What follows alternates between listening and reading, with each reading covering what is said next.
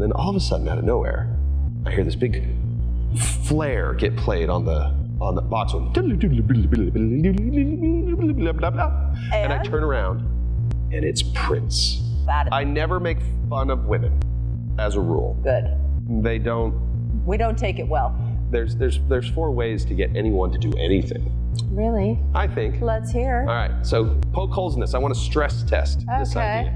And I tell this to my clients all the time when it comes to donate. How do you get a room full of people to want to donate to you? Okay. And then you come and you just don't give and you don't behave in a way that's becoming of high society? Like, who are you, man? Like, it's sad. It is. So that's my imparting words. Like, please just be a good person.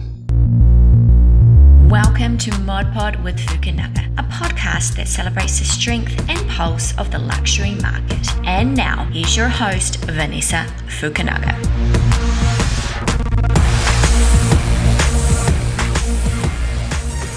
Hi, everyone, and welcome to another episode of Mod Pod with Fukunaga. And today's special guest star, I'm laughing already. Today's special guest star, sometimes I don't need a microphone, is Mysteries. Mysteries? Oh my God, We're going to start a new category. Oh, Mystery Zack. Is it Zachary? You call me Zach. Yeah. No, I know, but is it Zachary? Yeah. Oh, yeah. it is. So Zachary Ian Krone. You can throw the middle name in there. I guess I'm in trouble. You are in trouble, exactly. Zachary Ian Krone, clean up your room. Exactly. Welcome. It's so wonderful to be here. Is it? It's what? No. We've only started. We only sat down. We've had no tequila. It's quite laborious to say this sober and focused for so long. Exactly.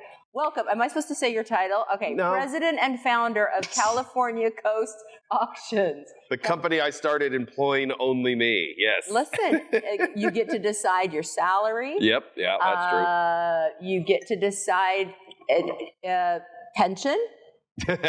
You get to decide your vacation days. Yep. Pay raises. I put all my money into carnival games. That's my entire retirement plan. Oh my God, I'm not going to know if you're serious because I have a friend who does like carnivals.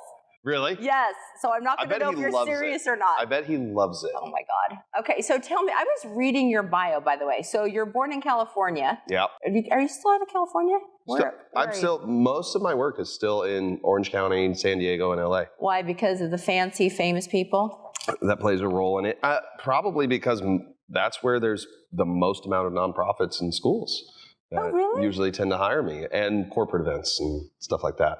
That's nice. It's a high concentration, target-rich environment. Oh, then I need to be there to get more clients, if you know what I'm saying. If you want to be surfing, you better be close to the waves. That's all. I like it. And we actually met because I stalked you when you did the... It's awkward. It's fine. I'm used to it, though. It's fine. At the Casa Hogar. That was so beautiful. What a charity event. What a fun event that is. You had us absolutely rolling. When people of means are inebriated. Oh my God. I had nothing to drink, by the way. Nothing? Nothing. Oh man, then that's a real compliment. Oh my God. We were dying. My face hurt from laughing so hard. And like we didn't know what was going to come out of your mouth. Manage your expectations. Who knows how this podcast is going to go. It was hilarious. We're stone cold sober here right now. Give it another hour. Yep. So tell me, so you grew up in California, and then I understand you've been acting. Oh, I did that, man. That was a whole other lifetime ago. You want the whole, where are we starting? We're going David Copperfield. We're starting from the very beginning. I've been on stage since I was like 5 years old. And that's the only thing I know how to do. Because you wanted to, or your parents pushed you? I was a pretty shy kid. And then they said, go do this school play. And I did it, and I made people laugh, and I got a round of applause, and I've been addicted to it ever since. And then college, wanted to be Walter Cronkite, wanted to be a foreign news war correspondent. That was like my dream job, believe it or not. Foreign? Yeah. World news correspondent is your dream job. Yeah, and that led me to get a job with Reuters News, which led me to work in their entertainment division, which led me to work in all sorts of facets for like movie premieres and award shows and stuff like that, which led me to be the MC at a lot of different fundraisers and corporate functions. And that led me to be the auctioneer, which there was a sore need for dying need for, because it was usually all these commercial auctioneers, all these guys who sell cars, couches, and cattle wholesale, as opposed to a retail sale with a room full of semi-inebriated socialites. And so that really was the target-rich environment that I still enjoy to this day. Do you like that better than doing any of the entertainment industry things like acting and whatever else? Oh yeah, absolutely. It's got to be really fulfilling. I mean, well, this is way more rewarding. Right? Yeah. This fills my cup and nourishes my soul. Acting never did that. No? Never. No. That was fun. It was definitely fun to play pretend and play dress up and, hang around and pal around and be a part of that scene. But it's really, to what end at the end of the day? Because it's not fame you crave. It's attention you crave as an actor. And so if you really crave fame, then you're in acting for the wrong reasons. And that's just But don't you think a lot of people... Yeah, that's I don't want to break off into a side combo, but don't you feel like a lot of people are kind of going down that path? Yeah, I mean, it's like playing basketball or baseball or football for the money. You got to love the sport. You got to love the craft, and then the money will come. But if you think fame is more important than acting, then I don't think you're going to have the runway or drive or ambition to see it through. What was your first auction gig that you had? How did somebody get you into that? Oh gosh, time? I got myself into it accidentally. So for a couple of years, I was emceeing these jobs, and I kept seeing the same mistakes, which was a room full of people, all buzzed and dressed up and all ready to give. And then out comes the auctioneer, goes forward. Like a cattle? Yeah, and people would just tune out. They would just lose. He would just lose the crowd. And on one fateful day at the Dorothy Chandler Pavilion in downtown LA, the same thing happened, and the auctioneer left. He was like, I don't want to be a part of this. I don't need to deal with this drunken room. And so they said, Zach, can you conduct this for us? I was like, I've never conducted an auction before. Oh my gosh. And they go, well, you know how not to do one.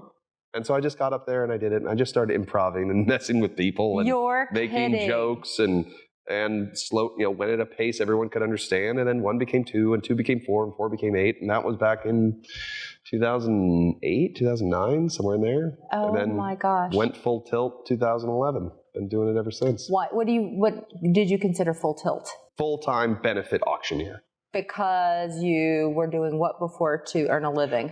Did you quit your job? I was working with Reuters News. I was a unit production manager for nature documentaries and a couple of TV production coordinator for a couple different TV shows. And it's a very much so a freelance, hustle. And I got tired of the hustle. And I have a funny story. So, friend of mine who was an actor who was on Sabrina the Teenage Witch named Curtis Anderson, who was an amazing human being and a great actor, said, hey, Zach, there's this acting school in Orange County, which is where I'm from. And they're looking for a part-time teacher. And you can do this while you're building up your auction business. I was like, sure. So I go there, I interview, I get the job. And I remember on the first day of teaching, this beautiful 5'8", 125-pound brunette with big blue eyes walks into the teacher's lounge. And she goes, are you the new guy? And she sees me, and at that time, I'm in my late 20s, and I'm tan and low body fat and surfing a lot. And she just looks at me and goes, are you gay, dude? And I go, no. And she goes, oh, damn it. And I go, why is that a problem? And she goes, well, I'm probably going to wind up sleeping with you, and it's going to be this whole thing. Oh, my God. And I go, it has been my beautiful wife of the last 10 years. I wound up marrying her. And so because I worked underneath her, I never made a move. Can't make a move. I was like, I don't want to lose this side job. I loved it. And she's straight. And so I just played it cool for 3 months until finally she says, hey, you want to hang out after work? And oh, my God. Inappropriately as the boss? Yeah. So she took advantage of her position a little bit. But oh, my God. I love it. And when was that? That was 2010, 2011, something like that. And now 2 kids later? 2 kids, 9 and 4, both boys. Oh, my God. Completely cute and feral and hilarious. And they're here in Cabo with you? And they're here. The whole family came down. Thank you for having me. No, we're so thrilled to have you. Oh, my gosh. To be here. Do you remember what foundation was benefiting from your first auction that you did? Not to put you on the spot. Not but if you really. oh my God. Remember. Oh my God. Okay, so tell me like a couple of your favorite foundations in general. Not your favorite times doing an auction, but like the most supportive organizations. You know, it's hard not to care a lot about the ones that mean something to you personally. Yeah, more so than anything else. Alzheimer's, Orange County Alzheimer's Association, Hilarity for Charity, which is Seth Rogen's nonprofit. You know, I care a lot about all those causes. We have Alzheimer's on both sides of my family, and so I have a personal self-drive for that. Anything that helps prevent human trafficking, anything for mental health, and especially in children, and anything for veterans. If I can help those causes, I will be there. And I'm fortunate enough to be at a point where I can say yes. You know, if there's a school that calls me, God bless them, they're trying to do good things, but there's this pediatric cancer over here. So I want to do the most amount of good on any time I take the stage. That's really what happens. So, I mean... That's not a bad life to have, right? I think it's something everyone can try to aspire to. And if you don't get to do it in your job, do it with something else. Yeah. You know, I don't, have you ever been through like a bad breakup or a car accident? Kidding, of course. Or anything that has like hurt you personally and you were just wallowing in your own depression and misery. I thank my mother for this, but the first thing I'd always do is go and help somebody else. It feels so good. Whether it's a beach cleanup or a soup kitchen or an orphanage or something like that. I remember there was this one particular week where I worked some job that I hated. I broke up with a girlfriend, I got in a car accident, and I got fired all in the same week. Oh my God. And this was like 2005, something like that. And so I never sat at home. I didn't drown in ice cream and alcohol. I actually got out there and started my own beach cleanup, and more people started coming involved. And then I realized I was, you know, being a net positive on the world. So even if you don't have a job that allows you to do that, at least give back with your money, you know, and know that it's going to work. And that's how the system's supposed to work. Yeah. The whole system's designed that way. Your whole body is designed that way. It feels so good. Your whole spirit is designed that way. Anything with kids and dogs, those are my weakness. Oh yeah, of course. I have no limit.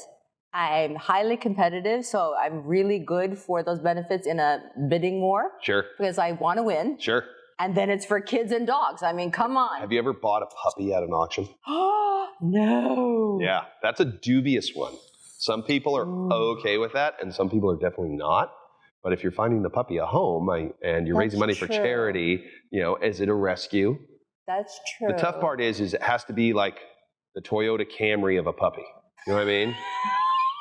Because it needs to like. Good thing that Mercedes is our client, not Toyota.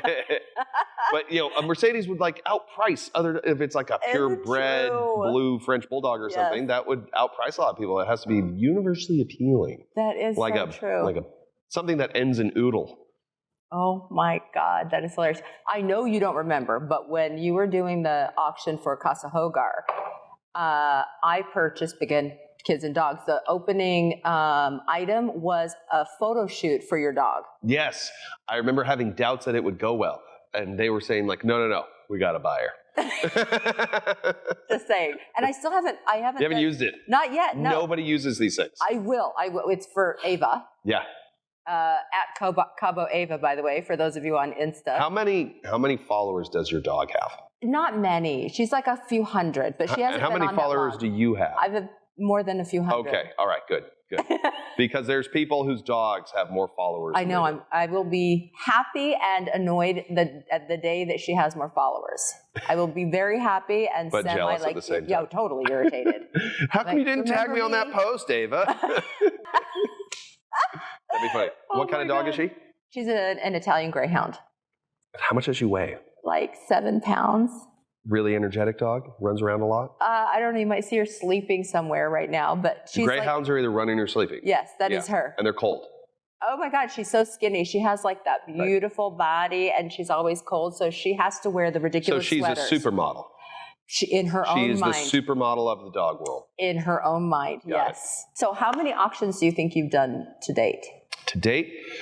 I never count. I know that the company, we have like 10 auctioneers in the firm, and we do about 250 auctions a year.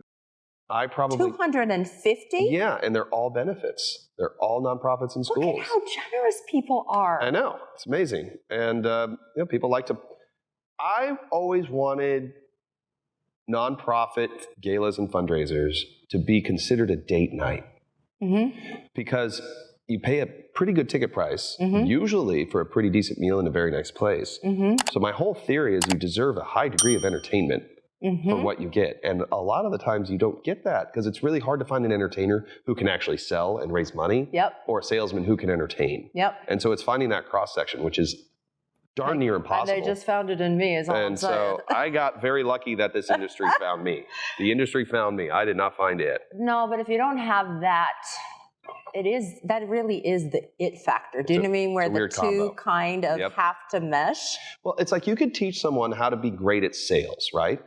But unless you have that... Yes and no. Exactly. Like, unless you have the internal personal character and makeup, it's going to be really hard to like be a good salesperson with just academia. It's so true. You've got to have that intuition. You have to be able to like read. You. For sure. Yeah. So that's why I'm kind of introverted. I think people only like me when I'm on stage. That is... What? Okay, so being on stage is like an introvert's best friend. So think about it. When you're on stage, you're alone. You're by yourself. You're totally in control. You're not sharing the room with anybody. It's your show. And frankly, you're just entertaining yourself. That's true. I do find myself very entertaining, by the way. I have to try at least. Where do you travel for all of your auctions? All over the U.S.? There's a few ones that I want to make the trek for because of either the cause or relationships. Where? I mean, first, you venture Boise. I love going to Boise. That's a great spot. Very philanthropic. Very kind of under the radar town. Okay. Vegas is always a lot of fun to do an auction there, but they have high expectations. Phoenix, Scottsdale area, absolutely wonderful. Find myself in Florida. It really just depends on where the corporate entity goes. Like, for example, I just did the Taco Bell Foundation. Okay. And they've been a wonderful client, and they do a lot of good for scholarships. And they are in a different city each year. Like next October, they'll be in San Diego. Okay. And last October, they were just in Hollywood, Florida. And they have Zack Brown Band. And so this was a funny story.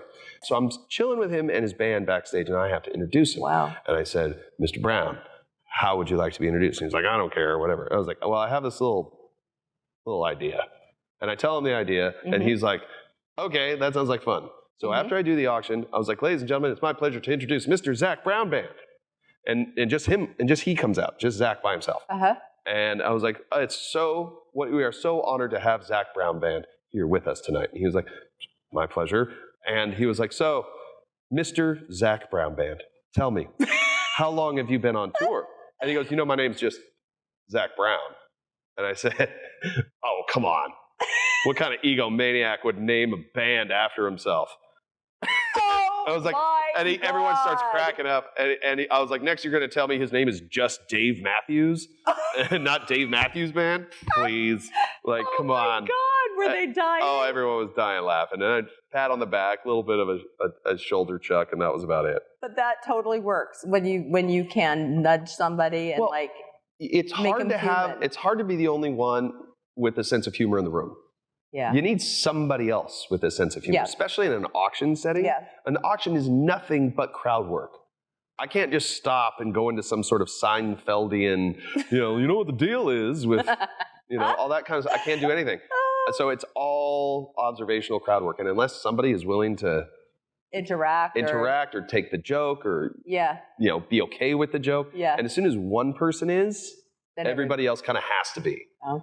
And have you had a joke gone really horribly wrong? You love bringing up the fun topics. Come on, it's got to be where some lady or guy was totally offended. What happens is first of all, you can get yourself out of it. I never make fun of women, as a rule. Good. They don't. We don't take it well. Well, it's not just that. It's not gentlemanly in any way, shape, or form. Yeah. So I don't. It's never in good taste unless she's earned it. Mm-hmm. So there was an instance, though, where somebody was bidding on the item, and this was a beautiful auction in a beautiful place with these really high-profile items. Mm-hmm. I don't know if I can curse on this podcast or not, can I? Yeah. Okay. It'll get us more views. We'll get at least 3 new subscribers. So I'm incredibly nice to everybody all the time, but this person deliberately tried to sabotage the auction. And they had to wind up getting kicked out. And we were like raising all this money and everyone was celebrating. All these kids were joyous. The nonprofit was joyous. We were bidding up to like $7,000, $8,000, $9,000, $10,000. And then she goes, I thought you were kidding. Oh my gosh, she killed the vibe. And just totally laid an egg right there in the auction. Oh my God. And I just go. What'd you do? I was like, I let it, I mean, it was a bar setting. It was a restaurant setting. She was overserved and that's usually the problem. Yeah. And I just go, I just can't believe it. Are you fucking kidding me? Oh my God. And she was asked to leave. And luckily the second place bidder came up and bought it and everything was fine. And then the vibe. But that was the closest anything has ever gotten to being completely derailed. And that was about it. But it is a talent to also, I think, feel. Well, every room is so different. Every room is so different. Like if you're trying to raise money for something that's very life and death, and you're in a ballroom and it's black tie and it's very proper, well-to-do and hello. Exactly. I want to go back into my inappropriate accent. You feel like there's just a lot of candelabras everywhere, and so everyone changes their tone. And for some reason, I go mid-Atlantic. Tonight's event carries with it a remarkable burden. Oh my God. Stuff like that. Or if you're in a bar with a bunch of drunken rich people in Orange County, well, let it fly. Right, every room is different. So, and that's just like selling a house, I would imagine. Probably. What you're gonna say about this property. Oh, you've got to have. It's going to be a lot different about this property, and you got to read what they're into and totally. Stuff like that. You have to read the person. So you got to see what they're into, see if they're. I have to read 200 people really quick. I don't know how you do it. I don't know. Really don't. It's like poker. Some people are just naturally good at poker, right? It's true. And so if you're sitting around a table of poker and you can tell based off of their body language, how they're breathing, what they're wearing, how they're holding their cards. I like it because it's the same thing as conducting an auction. Oh, because I like to play poker too. Uh-oh. It feels like can we get a deck of cards? Uh-oh. We can go deep on that one. We can go deep on poker. We play poker after the gift exchange. We will definitely play poker after the gift exchange. So Zach is here today to help us with our gift exchange. Totally outside of my purview completely. I like pushing people. This is my first gift exchange gig. And I've done some wacky gigs, okay? I've done some weird Hollywood Hills gigs. Like what? I can't tell you. Okay. And I've done some funky, some rich guy and his buddies paid me some stupid amount of money to do their fantasy football draft auction. And, there's all sorts of weird things out there. But this is my first gift exchange, so I'm really excited about it. I love the experimentation. I like it too. Yeah. I could not get over, and I'm not saying this just because you're here and you're my guest, but how you were able to work the crowd. It is not easy. And so when we do our gift exchange, we've got, nearly 100 people here that you need to entertain. And see how many of them actually listen. They will. And so we have everybody from both companies, Englevoe Personnel Real Estate, Ocean Blue, Spanish speaking, English speaking, I guess a Brit, a couple of Kiwis, and a Russian. There's a Russian in here too? There's a Russian in just here. Just to keep us all on our toes. Black turtleneck, big scar, gold necklace. Well, Victoria, no, but I am Victor. Oh my God. You think you can sell me? Oh. Yeah. I like it. But it should be really good. And I like using things, even like decoration, that for other purposes than they're meant to be. So such as like, I don't know, a fancy champagne flute for a vase for a flower. Okay. Something like that. So like your talent, I'm thinking. Upcycling, exactly. You can not only can do it, it's going to make it really, really, really fun and interesting. Think of all the other things you could use this for. Exactly. Got it. Exactly. That's how we're going to make it interesting tonight. Exactly. Do you even know what some of the gifts are? Nobody knows. Nobody knows. No. People just come in hand and it's wrapped in its They're all wrapped, and they put them on a table. Okay. And by the way, the rules are they're not allowed to touch and go and shake them. No. They just got to go based off of size and look and wrapping. Pick it, and that's their gift. Are people going to be like intentionally misleading? Like, here's this beautiful bow and this beautiful wrapping, and inside is an ashtray? For sure. Right. And you will have, one time I think we had like an electric screwdriver set, or I don't even know, something ridiculous. There's usually a lot of bottles of alcohol. That's an easy gift exchange item. And then I like to throw a couple of curveballs. Does some of the items get a little randy? Some No. R-rated gifts, nothing like that. They probably know that I'd be the one to to put that one to the side. Oh, really? Yeah. Are you good and proper? Is that what this is? Is this an HR monitor? In front of my company. Okay. All right. Not all the time, but in front of my company. Okay. Do you think your kids have the gift for gab? My oldest one is a lot like me, but he has no interest in being on stage. Maybe you should do like your But my youngest one is a lot like my wife, and he will get up and dance on an airplane just to entertain people. So one has like this ability to get what he wants, and the other one has this ability to make people laugh. So I feel like they got half. Oh, that's cute. Diametrically opposed. That is cute. And it's really weird how kids do that. Do you bring them to the charity foundation benefits that you do? And they must get a lot of my oldest one does, from that. Well, I mean, we're going to Casa Hogar tomorrow. So my gosh, they're going to go see it? Yeah. So to give them perspective, and they drove through downtown Cabo today. That's excellent. From the enclave of Nobu to downtown. It was a big eye opener for both of them, and because they're from a pretty privileged place, and so I don't want that to take hold of them. I born and raised in Orange County, but we grew up in a shoebox, but it was by the ocean, so you can't complain. That's not a bad shoebox. I slept on a couch my whole high school because it was 5 of us in a 2-bedroom. Oh my gosh! And my dad was a car salesman. He was a great car salesman. Do you think that that's where you learned some of your his talents? method of? Everyone has a different method of sales, right? His was just asking questions. Just ask questions. Best. Just ask questions. Just be a good listener. Mine is more. I don't have time for that. If you're bidding, I already know you want it. Yes. Okay. Yeah. So now I just have to find out what your number is. Yeah. And that's all that is. And then there's 4 ways to get anyone to do anything. Really? I think. Let's hear. All right. So poke holes in this. I want to stress test this idea.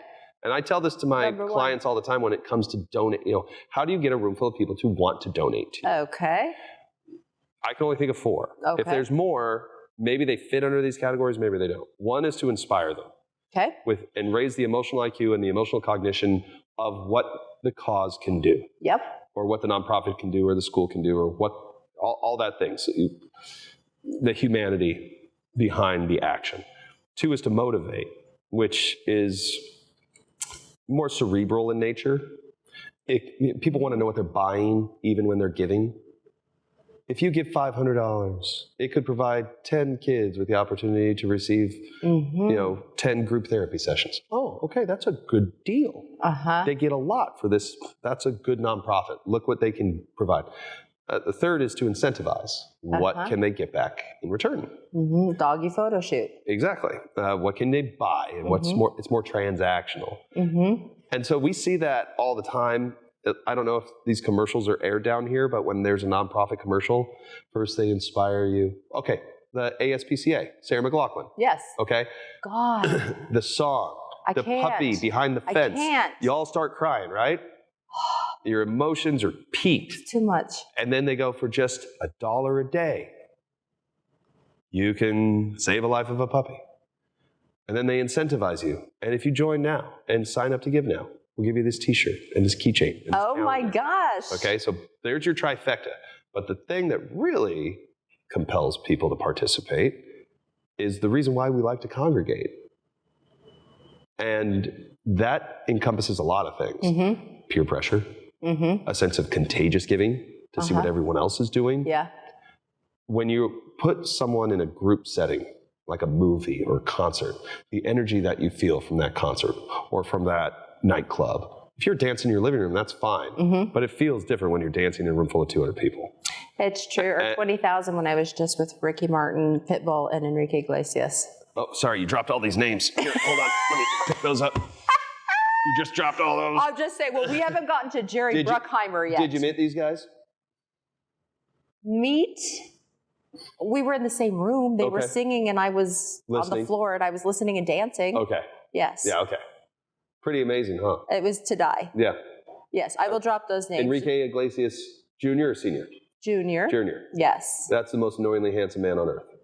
It's bizarre. And he still looks exactly the same, doesn't he? It's bizarre. Yeah. Except for my favorite was Ricky Martin. You know what was so funny? Went to a supermarket today, and the music that's played in the supermarket in America is just there, right? It's just like, Gin Blossoms or something, and you're just like, da, da, da, It's da, not da, da. here. And then you come here, and it's like, I'm shopping. Do you want me to dance right now? Am I supposed to be dancing? I know. It's and then you're music. pushing this cart, and you got this little wiggle going. And you're like, good. wait, I'm just shopping. It's so strange. It's good. For probably every average American to come here and hear dance music. About that. And then when you go to like Hawaii, all the music is, traditional. Aloha. Yeah. And you're just like, oh, and you're just so flowy. And it's funny how music will have that effect on you. I love music. Right. Music and dancing. Sure. Brings me to life. Here's a good music. Wait till the end of our posada. You're going to love this. What? So I did this auction in 2014 Uh-huh. at this beautiful theater right across the street from the Capitol Records building. And this, I'm trying to remember the name of the venue, but it's a beautiful theater with a huge balcony. And after the auction, there was this big after party upstairs behind the back terrace. And it's this beautiful Spanish-style architecture, dark floors, adobe walls, narrow corridors, beautiful stained glass windows, dark red and orange and yellow mood lighting. And there was a band. And the band wasn't even on a stage. They were floor level with these big, beautiful rugs underneath them. There was a drummer, an instrumentalist who could play all sorts of horns. He was playing clarinet and flute and saxophone, a bass player, and a organ. Like a little box organ that could make all sorts of sounds. So as the party was filling in, I had my back to the box organ. And it was just real jazzy, vibey, just real chill, right? Just setting a chill mood. And as the party starts filling in, the vibe and the music picks up. And then all of a sudden, out of nowhere, I hear this big flare get played on the box one. And I turn around, and it's Prince. What? And Prince is there. And this was the time where he was making pop-up performances. Let me go get our pile. Yes, Hold on. put it right there. And that's on top of all yours.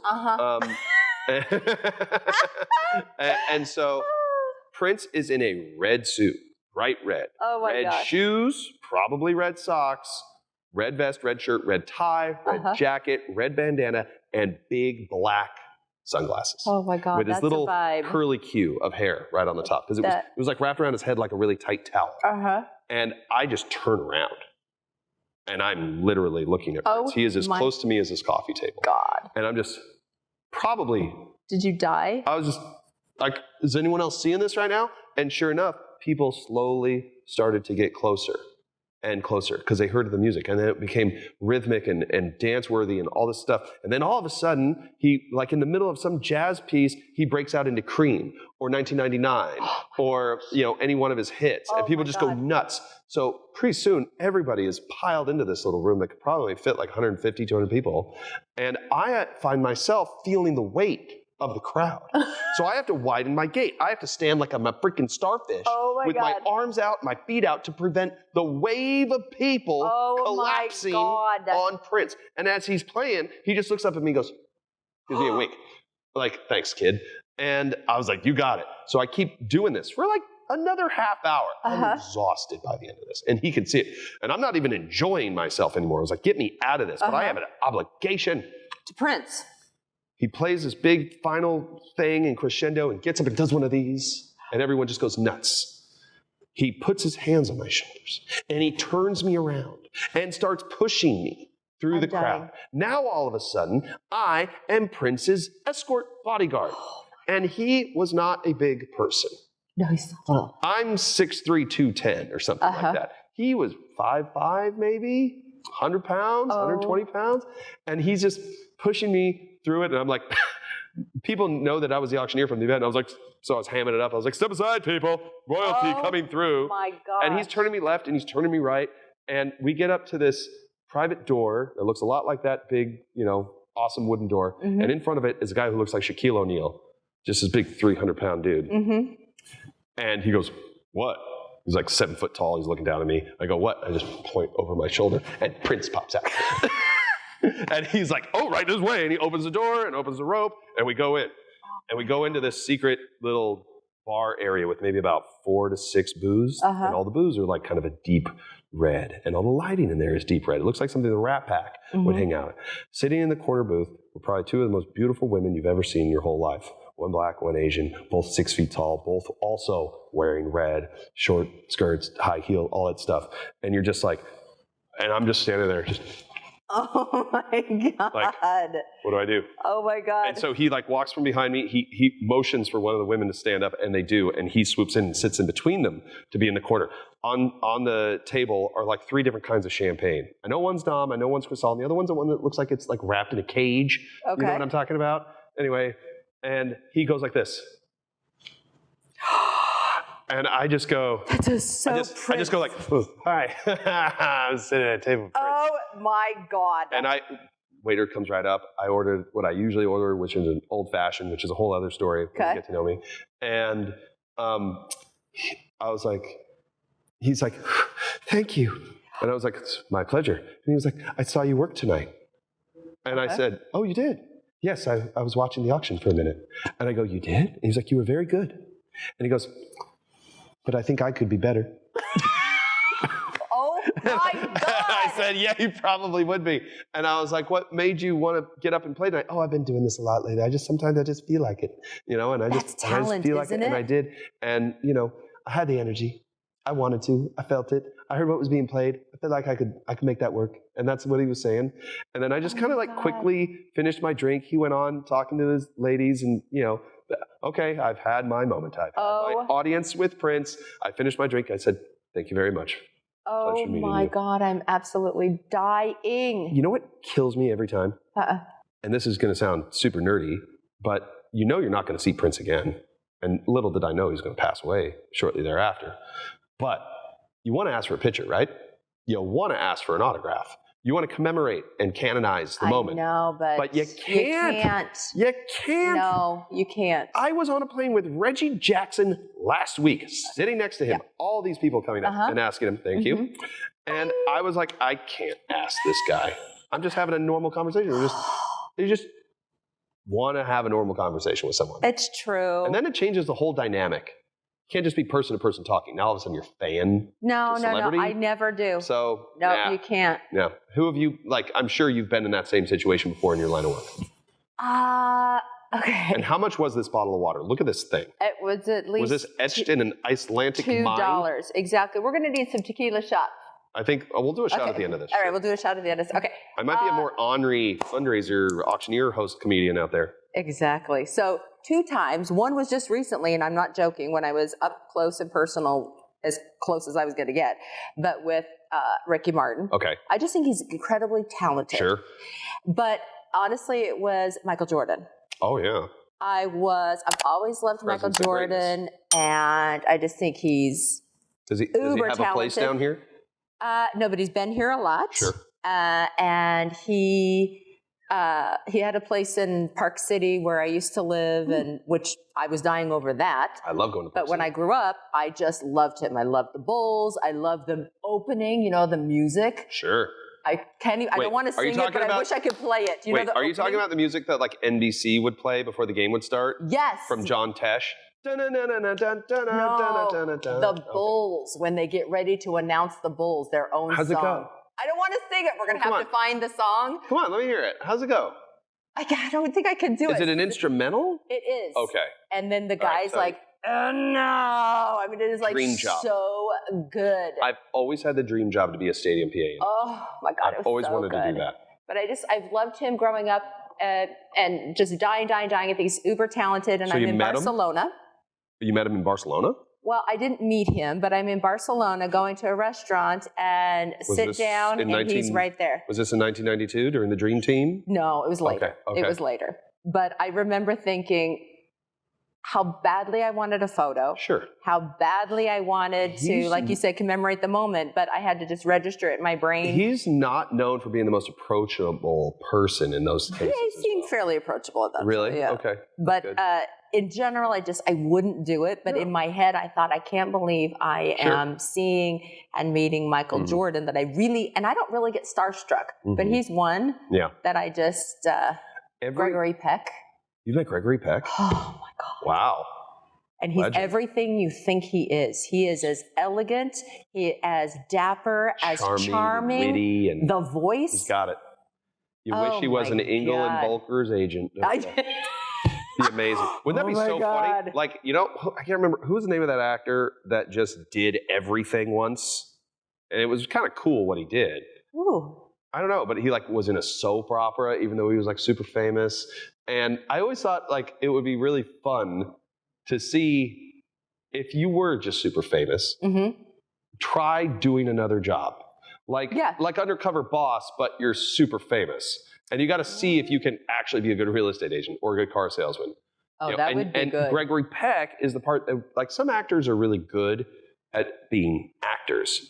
But you take them out of the job of playing another person, and they know what to do with themselves. But some of them are just so enigmatic and so charming and so charismatic, like Gregory Peck, that they would just be amazing no matter where you put them. And he had that, literally, even before he spoke, he had this aura. He looked like the movie star that he was. And we were in an airport, and I just was dying. I was kind of frozen in time. Like Johnny Cash had that. Johnny Cash had that aura. That's what everyone, that's what I've heard from a lot of people. I did this. So every time I have my website is shameless, and self-promotion makes me nauseous. It really does. I don't like doing it. But the website demands it. And the job demands it. What is your website? Speaking of shameless promotion. California Coast Auctions, or CA Coast Auctions, either one works. Okay. And it's just laden with pictures with me and celebrities. Because of these events that I do. But every time, I've never asked.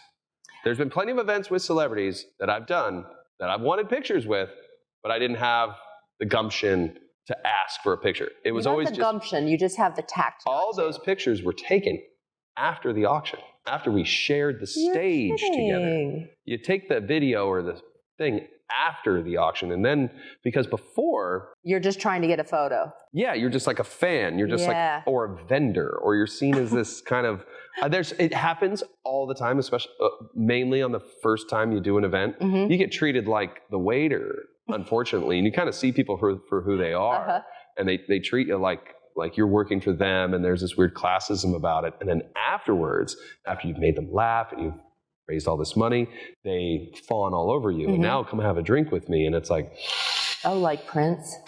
I wish that would have been the case before, you know, but it's like. Do you have a favorite star that you've had a picture with, or that's on your website?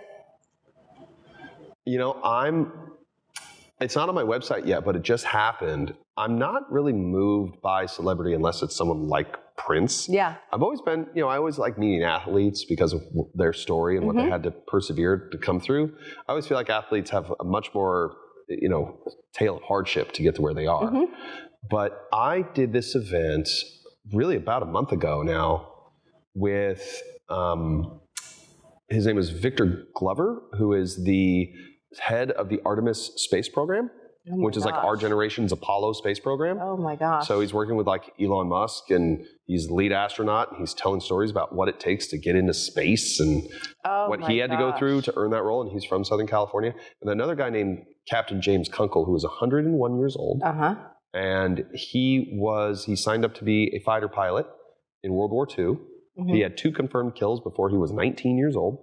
He flew P-38s and P-41s and P-51s with the British against the Nazi Air Force, Luftwaffe, I think I'm saying that right. And to hear the stories of a man who's accomplished so much and then lived to tell the tale, and who's fought, both of these men have risked their lives for greatness on so many times and so many levels. That it's those people are operating on an even higher plane of vibration than someone like a Johnny Cash would, or dare I say Gregory Peck. I haven't met him, but I never met Johnny Cash either. But you do, when you meet a celebrity, you see they have this vibe, this energy, this aura. But when you meet somebody like that, it's this next level of human accomplishment. So who I've wanted to meet is like Buzz Aldrin or Neil Armstrong. I've always wanted to meet those guys. Mm-hmm. And I'm sure they've been asked all the questions that I would ask. They've been asked everything. I don't think there's a stone left unturned there. But just to meet someone who's done that, call me a Boy Scout. I've always wanted to just go into outer space. Really? It puts conflict into perspective. Uh-huh. Every person who's been into outer space goes, wow, look at this fragile little blue marble spinning in the nothingness. Mm-hmm. And all these little squabbles that we can't get past our own sense of evolutionary adolescence and grow as humanity. Like, I wish my job didn't need to exist. I wish people were just generous voluntarily. You don't need the coaxing or the party or the drinking or the vanity or the fawning over and stuff like that. These faults in our DNA of human development and evolution. And if we could just choose to be generous, well, you'll get the tax break anyway. So there's your incentive. But just choose to be generous. It's an easy choice for most people because it's hard to take the leap. But when you do, you see how it comes back directly or indirectly in your life. And it's a beautiful thing to see. It's a beautiful thing to see. That's a wonderful thing to say, but it does take somebody like you also conducting that orchestra, because sometimes, people do get busy and they are creating that financial success in order to be able to help others. I'll admit I have a pretty lofty bird's eye view perspective of the world, and maybe I don't know the real world. That's probably a fair statement. So I dipped my toes in it for a minute, didn't like it. And so maybe you're right. So there's definitely some truth to that. But I mean, you're in the perfect position in order to be able to pull the best out of somebody. They may not even know it. And that's where I feel like every other endeavor that I've ever embarked upon, whether it was news or TV or film or documentary or anything, there's always just a series of roadblocks, hassles, problems, failure. Mm-hmm. And then this was just a series of green lights. Just a series of things that just kind of kept going in the right direction. I never thought to ever go on. Mm-hmm. No one in college or high school or anywhere told me, hey, be an auctioneer. It's like being a stonemason or a guy who makes knives or a blacksmith. It's such an antiquated profession. Yeah, but it's not. But but because I don't know if you're a spiritual person. I am. Mm-hmm. And I believe in God, and I believe that there's so much we don't know or can't figure out or understand, so we must take things on faith a lot of the times. Mm-hmm. I'm not as egotistical to think that there is no thing out there. And I felt like I was meant to do this. I can't think of any other explanation. All the skills, like we all have this weird sense of skills that we were born with, or that we cultivated and that we developed. And you hope that you're able to use those for your job in one way or another. Your natural talents. Like, what are your natural talents? I don't know. You come on. You're bashful. I don't know. It's the old cliche people person. I really do enjoy the company of others when they're really kind of in that positive vibe, like you were talking about, giving and getting. I love to tease and jab because I can take it just as good as I give it. Girl. And I like intellectual conversations, but also in somebody that has great wit, somebody that's just like quick thinking. I think that's really fun. I think she's attracted to me. I think that's what all this is. I think you're really checking all the boxes. I'm kidding. But no, I don't know. I think that I can parlay that into different successes. Sure. You know what I mean? When you can engage with people. So how did you find yourself where you are? Like, how did you, I could map out each little obstacle and, oh my gosh. So I'm just curious, how does someone get to sit in your chair? Like, I think everyone is naturally inclined to know, what's the secret to your success? You hear it all the time. And no one is able to give a clear, concise, cut answer. They always give some sort of theoretical answer. Mm-hmm. So I think it is basically, I like to think of my life at least, and other people's lives, if somebody's also teeing something up, I have to be able to hit that home run. So when I have been able to, go through life, and I was a nanny at one point, which I love kids. Don't have kids, but I absolutely love kids. I have 2 you could nanny tomorrow night. I would love to. So I can go to dinner. That'd be great. But I started in the corporate world, living with the family in Pound Ridge, Connecticut, and they let me live there, gave me the car after I stopped being a nanny for them. So without them helping me in that first step, then I wouldn't have started my career in the corporate travel world. An act of kindness. Totally. Act of generosity. Absolutely. Led to you being able to do what you did. And that's one of many. That's the case. That's and it's not really doing it by yourself at all. No, people have helped me, and it's these different pivotal moments. No one is an island. No. But that's how I'm here, and so I hope or try to do the same thing for others. Well, you either have to reciprocate it back to the individual, or reciprocate it kind of back to the universe, totally, or back to society or community or whatever. So if you are the benefactor of good fortune and luck and kindness and generosity from others, then you have, in my opinion, a social contract. 100%. To give back. 100%. Yeah. I agree. Yeah. I agree. So that's what we're going to do as I come to your other auctions. Yeah. I love a good gala, and for a great cause. Casa Hogar is in February again. Did you say Casa? Casa. Oh my God, you sound like you're from Canada. So that's so it's not Casa. Casa. What is the back to accents. Can you do a Bostonian? You said Connecticut. Park the car. You park the car in the yard. In the yard. Yeah. I love Duncan. Yeah, it's the funniest. They have probably the most comical accent. They do. And those poor things. Is Connecticut like a watered down version? Connecticut is very. I don't know if I can do it. Connecticut. It's very crisp, clean cut thing. Is it more Hyannis Point? It is a little. It is in those like jaws out kind of Protestant. Little bit. Little Kennedy-ish. Depending on who you're with, also there's a little bit of New York, in there as well, because you're so close to New York. Right. Well, there's plenty of mafia out there in Connecticut. Which I secretly like. I know. What's that? I said which I secretly like. I think it's kind of fun. Well, gosh, I watched that great documentary on the Danbury Trashers. This minor league hockey team that was run by the mob. Oh my gosh, I haven't seen it. It was great. I always liked how the history of America's immigration has led to the accents in the different regions. Yes, but I'm going to have to dive into that a little bit, because that will be it's absolutely entertaining. Obviously, to me. The Bostonian accent comes, from a certain degree of Irish. Yes. And the New England accent that is wholeheartedly also just kind of English, Irish, Scottish, all kind of mixed together.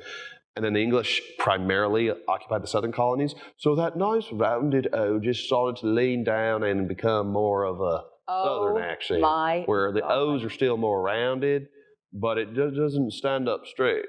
And then you go into like Minnesota, Dakotas, the Minnesota. North Country, and it has that, they're all Swedish and Norwegian, and all that immigrate, comes up there.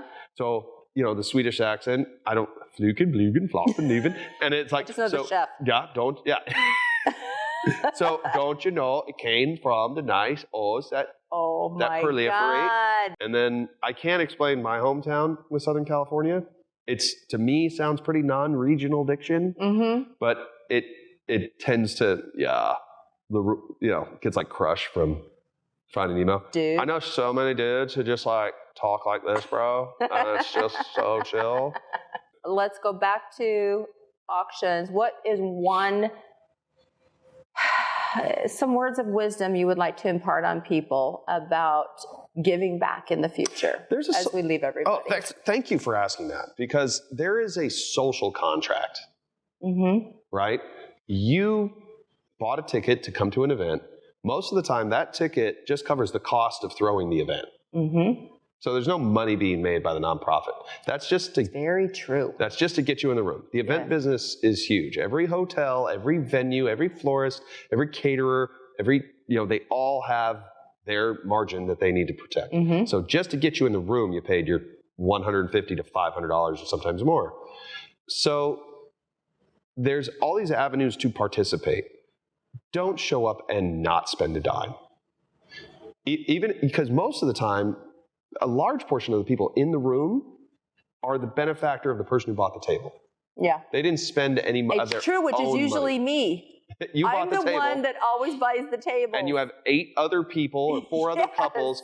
Do they raise a bid card? Yes, my friends always do. And that's your job as the table purchaser, is to fill your table with your colleagues and your neighbors. Yep.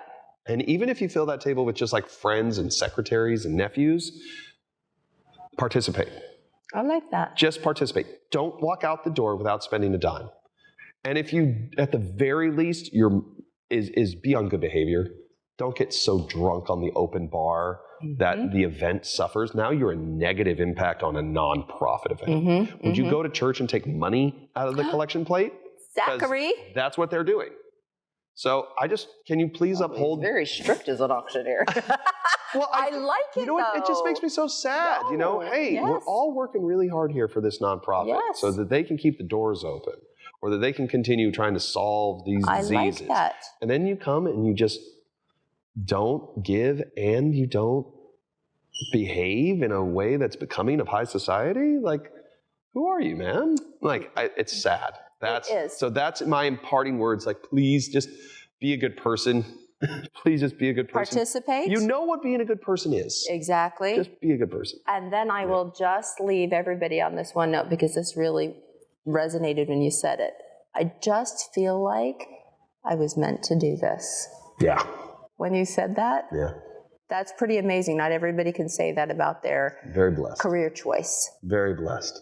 So with that, we want to just say thank you. Thank you for all you do. Thank you for being here. Thank you for making changes in the world. And even if you, like I said, keep it coming. It's never enough. You don't really know that you're bringing the best out of people, and they may not even know it. So even if they're not consciously always thinking about how to give back all the time, I peer pressure them into it. You are there to help them do that. Exactly. I'm just helping you. And then the last note we will leave is just thinking about Prince. We can all think about Prince any time of day. That story, this situation, I will be doing in the future. Please sit down. Please sit down. No one's going to say no to that. No. You could be talking to a world leader, and if you, like, with confidence and your legs crossed, just go. Oh. You're like going to feel inclined. It is my new go-to move, by the way. Yeah. It is my new go-to move. So Zachary Ian Krone, thank you so much. Thank you for name dropping left and right. I think we went pound for pound on that one, though. I like it. I think we equaled out. And I am so looking forward to this evening, even though I'm supposed to be talking about the podcast. But I'm looking forward to this evening. I can't wait to see, and I will come. I would like your little, like the trilogy tour with Enrique, Ricky, and Pitbull. I would like your dates and locations. Okay. So that we can all follow you for all of your live auctions and follow and help participate. You should go. Do all of the good that you. Fundraisers are a great date night. You should have literally like your cities and dates. Oh. Come on. And with that, I just want to say thank you once again, everybody, to check out this podcast, this edition of Mod Pod with Fukunaga, or any other episode. You can see us on all your favorite podcast channels. We don't have tequila, but we'll have it in a minute, so we'll do a little cheers Mod Pod toast. This is pure vodka, by the way. Okay, me too. Hold on. There we go. Salud. Salud. Salud. Thanks for listening to Mod Pod with Fukunaga. Follow the episodes on all major podcast platforms, including Apple, Spotify, Amazon, and many more.